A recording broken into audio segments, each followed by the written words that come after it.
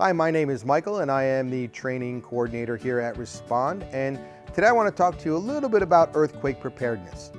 In the state of California, we have earthquakes every single day. You might not feel them because you might not be on the epicenter, but they do occur. And they say, the powers that be, whoever they might be, that the big one is on its way. Now, when or if that will ever occur, we don't know. But if you are prepared just a little bit, you'll be doing much better than most people, because most people are not prepared at all. 4 areas you need to be concerned with regarding earthquake preparedness: food and water, first aid, search and rescue, and sanitation.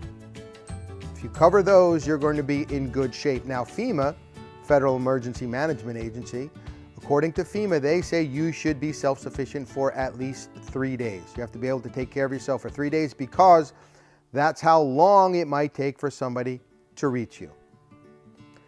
If you would like training, full training on earthquake preparedness, please give us a call. We'll be more than happy to come out to your location and provide that for your entire staff.